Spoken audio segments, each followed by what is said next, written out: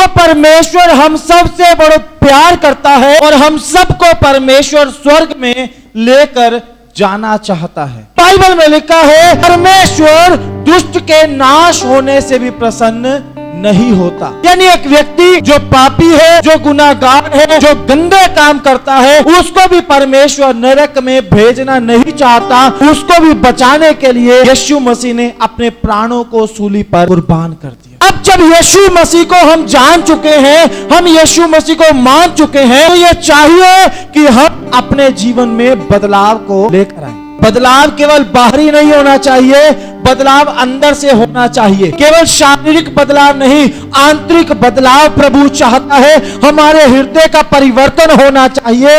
हमारा सोचना, हमारा बोलना, हमारा देखना, हर काम को करना बदल जाना चाहिए। जब तक अंदर से बदलाव नहीं आएगा, तब तक हम स्वर्ग में जाने के योग्य नहीं बनेंगे। परमेश्वर का वचन बोलता है अपने अपने शरीरों को जीवित, पवित्र और परमेश्वर को भावता हुआ बलिदान करके चढ़ाओ, यही तुम्हारी सेवा है। आगे लिखा है तुम्हारे मन के नए हो जाने से तुम्हारा चाल चलन भी बदलता जाए। पहले मन बदलेगा, मन नया होगा, फिर हमारे काम बदलेंगे, हमारा चाल चलन बदलेगा। हमने यीशु मसीह को इसीलिए जाना, इसीलिए यीशु मसीह को जीवन दिया कि यीशु मसीह ही अनंत जीवन देने वाला परमेश्वर है। स्वर्ग के नीचे मनुष्यों के बीच में कोई दूसरा नाम नहीं है जिसके द्वारा हम उद्धार पा सके। हम सबको यीशु मसीह ने चुना कि हमारे जीवन में अंदर से बदलाव आ जाए, लेकिन बहुत सारे लोग हैं आज मसीह में आने के बावजूद वो दोहरा जीवन देते हैं, दोहरा जीवन जी रहे हैं। बाहर से कुछ और है, अंदर से कुछ और है। बाहर से बहुत धर्मी है, बहुत पवित्र है, अंदर से पाप और बुराई से भरे हुए हैं। बाहर से खुदा के लोगों का, खुदा के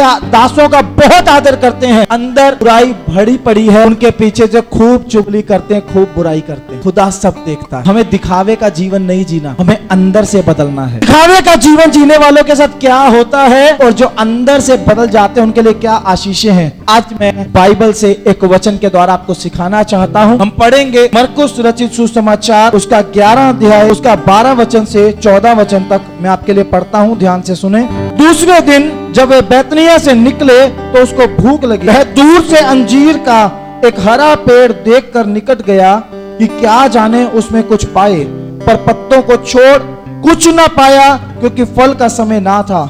इस पर उसने उससे कहा अब से तेरा फल कभी ना खाए, अब से तेरा फल कभी ना खाए। और उसके चेले सुन रहे थे।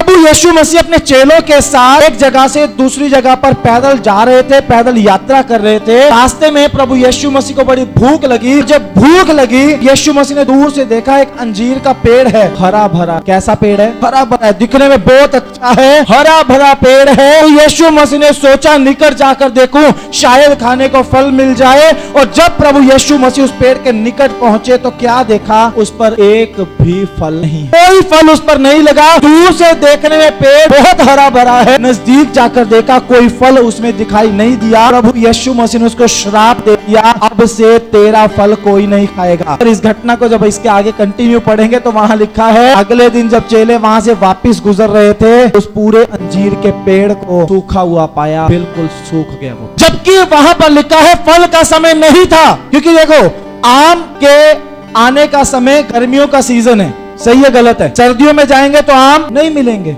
लेकिन वो पेड़ दूर से दिखने में धोखा दे रहा है, बड़ा हरा भरा नजर आ रहा है और पास जाकर उसमें कोई फल नजर नहीं आ रहा। इस कारण से प्रभु यीशु मसीह ने उस पेड़ को श्राप दे दिया। ऐसे ही आज बहुत सारे प्रभु के लोग भी हैं, दूर से दिखने में बहुत पवित्र, बहुत अच्छे, बहुत धर्मी, बहुत ज्यादा स्पिरिचुअल, बहुत आत्मिक, कड़ी आराधना करने वाले, ऊंची ऊंची हालेलुया बोलने वाले, जय जयकार करने वाले हैं। और जब यीशु मसीह उनके जीवन को ध्यान से देखता है, अंदर से देखता है, या जो लोग उनके बहुत क्लोज होते हैं, जब वो उनको देखते हैं तो उनके जीवन में पवित्र आत्मा का कोई फल दिखाई नहीं देता। उनके अंदर बुराई भरी पड़ी है, उनके अंदर कमियां हैं, खटियां हैं, पाप से उनके जीवन भरे पड़े हैं। और बाहर से क्या दिखाई देते हैं? बहुत धर्मी। यीशु मसीह फरीसियों को बोलता है तुम चूना फिरी हुई कपड़ों के समान हो। बाहर से बहुत सुंदर दिखाई देती है, बाहर से बहुत साफ सुथरी दिखाई देती है, लेकिन उसके अंदर हड्डियां भरी पड़ी हैं, उसके अंदर गंध भरा पड़ा है। और बाहर से कैसा है? बहुत साफ। आज बहुत सारे लोगों का जीवन ऐसा है, बाहर से पवित्र अंदर से अपवित्र, बाहर से धर्मी अंदर से अधर्मी। यीशु मसीह चाहता हमारा हृदय अंदर से बदलना चाहिए। प्रभु यीशु मसीह बोलते हैं, यदि तुम्हारी धार्मिकता फरीसियों से बढ़कर ना हो, तुम कभी स्वर्ग के राज्य में प्रवेश नहीं कर सकते। फरीसी तो सारे पुराने नियम को जानते हैं, पूरी व्यवस्था उनको उंगलियों पर याद है, उनसे ज्यादा धर्मी कैसे बन सकते हैं? यीशु मसीह बोलते हैं, फरीसी व्यवस्था को याद तो करते हैं लेकिन उसको मानते नहीं है, उसके अनुसार चलते नहीं है। आज प्रभु के लोगों को वचन याद है, प्रभु के लोगों को बहुत सारे प्रचार याद है, प्रभु के लोगों को प्रार्थना करना बहुत अच्छे से आता है, बहुत ऊंचे से हालेलुया जरूर बोलते हैं, लेकिन उन वचनों के जो फल आपके जीवन में दिखाई देने चाहिए थे वो दिखाई नहीं देते परमेश्वर को। परमेश्वर बोलता है, मन फिराव के योग्य फल लेकर आओ, मन फिराओ, पश्चाताप करो, गुनाहों से माफी मांगो, पवित्र जीवन की शुरुआत करो। बाहर से दिखाने से कुछ होने वाला नहीं है। दिखावा केवल मनुष्य मानेंगे। मैं मान सकता हूँ, आसपास के लोग मान सकते हैं, चर्च के दूसरे लोग आपको बहुत धर्मी मान सकते हैं, लेकिन न्याय ना प्रभु के दास ने आपका करना, ना चर्च के लोगों ने आपका करना। न्याय करने वाला जिंदा खुदा है, उसको आप में से कोई धोखा नहीं दे सकता। बाइबल में लिखा, मनुष्य तो बाहरी रूप देखता है परंतु यहोवा मन को तोलता है। बाहर से आप धर्मी दिखाई दे सकते हैं, लेकिन आपके मन के अंदर विचार क्या है, आपकी सोच क्या है, परमेश्वर देखता है, बहुत अच्छे से जानता है। आप अपने लोगों से, पड़ोसियों से, रिश्तेदारों से, चर्च के लोगों से मिलते हैं, बहुत अच्छे से गले मिलते हैं, उनके साथ अच्छे से जय मसीह की बोलते हैं, प्रेज द लॉर्ड बोलते हैं, उसको अपनी बहन बताते हैं, उसको अपना भाई बताते हैं, लेकिन पीछे से आप उसी की दूसरे के सामने बुराई करते हैं। खुदा सब देखता है। प्रभु के दास को बहुत सारे लोग हैं, मैं जानता हूँ, मुंह पर बहुत अच्छे से बातचीत करते हैं, पास्टर जी बस आपकी दुआओं से तो बहुत आशीष मिली, पास्टर जी आपके लिए प्रभु का धन्यवाद हो, हमें तो बहुत अच्छे पास्टर मिले हैं, हमें तो खुदा ने बहुत अच्छे अगुवे दिए हैं, प्रभु का धन्यवाद हो। बाद में उसी खुदा के दास की बुराई करते हैं। आज आपको ये बात मैं सिखाना चाहता हूँ कि आपका बाहरी रूप केवल मनुष्य देख सकते हैं, परमेश्वर आपका अंदर का मन देखता है। बाहरी रूप से आप धोखा दे सकते हो, मनुष्य को आप धर्मी बनकर दिखा सकते हो, उसका कोई प्रतिफल नहीं है। परमेश्वर यीशु हमें सिखाते हैं कि जब तू प्रार्थना करे तो चौकों पे खड़े होके लोगों को दिखाने के लिए प्रार्थना नहीं करनी, ऐसे प्रार्थना करनी है। कमरे को बंद करना है। यीशु मसीह बोलते, कोठरी में जा, द्वार को बंद कर, गुप्त में अपने पिता से प्रार्थना कर, तब तेरा पिता जो गुप्त में तुझे देखता है वो तुझे प्रतिफल देगा। जब मैं नया नया सेवा में आया था, एक भाई मेरे साथ ही रहते थे हमारे घर पे, तो मैं उस टाइम बिल्कुल नया था, वो भाई भी मेरे जितनी उम्र थी, बिल्कुल नए नए थे, इकट्ठे रहते थे एक ही जगह पर।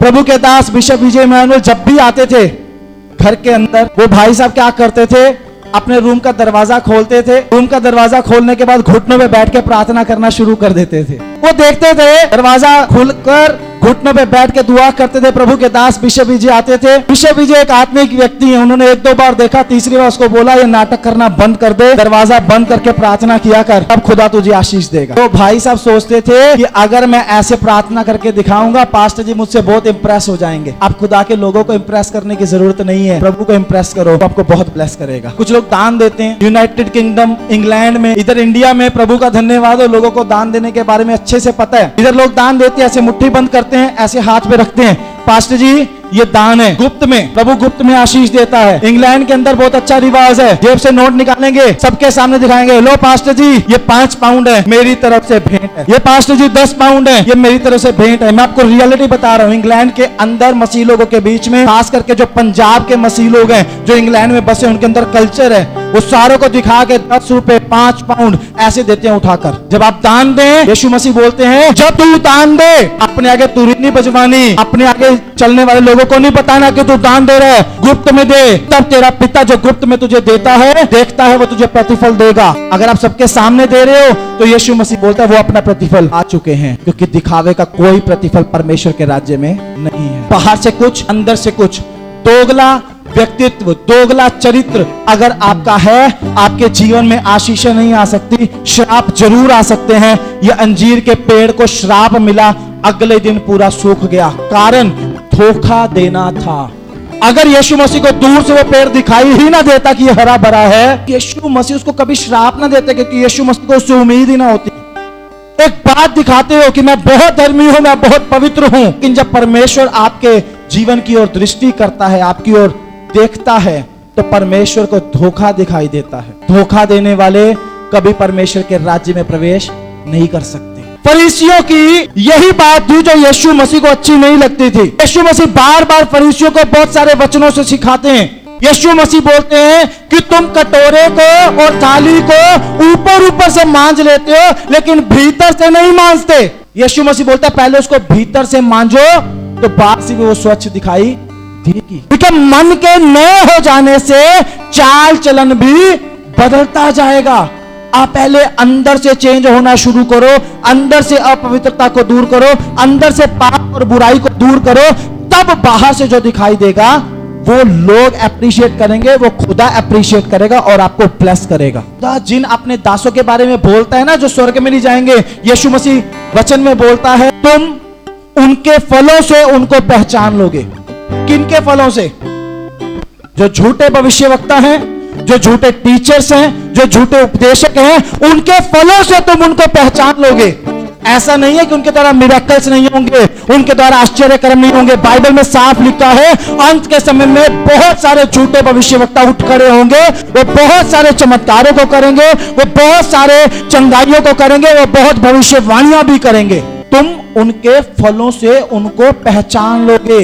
आश्चर्य कर्म हो रहे हैं या नहीं हो रहे, ये पहचान नहीं है। यीशु मसीह बोलता है अंत के समय में ऐसा होगा, झूठे भविष्यवक्ता उठकर खड़े होंगे, चंगाइयां चमत्कार छुटकारे दिखाएंगे और बहुतों को भरमा भी देंगे। जो आत्मिक लोग हैं, जो असली प्रभु को जानने वाले लोग हैं, वो उनके फलों से उनको पहचान लेंगे, क्योंकि पेड़ अपने फलों से पहचाना जाता है। यीशु मसीह बोलता है कि क्या कभी कोई ऊंट कटारे पर आप अंजीर देख सकते हो, या अंजीर के वृक्ष पर कभी ऊंट कटारे देख सकते हो? नहीं। जैसा पेड़ वैसा फल होगा। आपके जीवन में जैसा फल दिखाई देगा वैसे ही लोग आपको रिकॉग्नाइज करेंगे, वैसे ही लोगों के बीच में आपकी पहचान बनेगी और वैसे ही खुदा आपको आशीष देगा। आप चर्च में आते हैं, आप खूब ऊंचे हालेलुया बोलते हैं, शाम होती है आप नशे में पड़ जाते हैं, शराब पीते हैं, खुदा सब देखता है। आप इधर बहुत आत्मिक बनते हैं, बहुत पवित्रता के साथ चलते हैं, यहां से बाहर निकलते ही गालियां देना, झूठ बोलना, व्यभिचार करना, खुदा सब देखता है। बाहरी जीवन को देखकर खुदा कभी प्रसन्न नहीं हो सकता। खुदा हमेशा हमारे अंदर झांकता है, हमारा मन कैसा है, हमारे मन में पाप और बुराई है या हमारे मन में पवित्रता और प्रेम है। खुदा सब बातों पर दृष्टि रखता है। हमारे जीवन में हर दिन हमें बदलने की जरूरत है, हर दिन खुदा की पहचान में बढ़ने की जरूरत है, हर दिन खुदा की इमेज में आने की जरूरत है। जब परमेश्वर ने मनुष्य को बनाया था तो बनाने से पहले बोला आओ हम मनुष्य को अपने स्वरूप और अपनी समानता में बनाएं, अपने जैसा पवित्र बनाएं। मनुष्य परमेश्वर के जैसा पवित्र बना था, लेकिन जब आदम ने पाप किया और आदम के पाप के कारण पूरी मानव जाति में पाप आ गया, यीशु मसीह आया, सबके पापों को उठा कर ले गया। फिर से परमेश्वर चाहता है कि हम उसके स्वरूप और उसकी समानता में बनते चले जाएं। प्रभु का दास पौलुस बोलता है अंश अंश करके बदलते जाओ। दिन में मन नहीं नया होगा, एक दिन में जीवन पूरी तरह से पवित्र नहीं होगा, लेकिन अंश अंश करके थोड़ा थोड़ा थोड़ा थोड़ा करके आप बदलते चले जाएंगे। मैं जब प्रभु में आया था, मैं गालियां देता था, झूठ बोलता था, मैं शराब भी पीता था, मैंने स्मोकिंग भी की है, मैंने ये सारे काम अपने जीवन में प्रभु में आने से पहले किए। प्रभु में आने के बाद धीरे धीरे, एकदम से नहीं, धीरे धीरे सब कुछ परमेश्वर ने मेरे जीवन से खत्म कर दिया और मेरे जीवन में पूरी तरह बदलाव कर। लेकिन ऐसा नहीं है आज मेरे जीवन में कमी नहीं है, आज भी बहुत सारी बातें हैं जो मेरे जीवन में है, लेकिन मैं जानता हूं मेरा खुदा मुझे उन सारी बातों से निकालकर मुझे पूरी तरह पवित्र करेगा।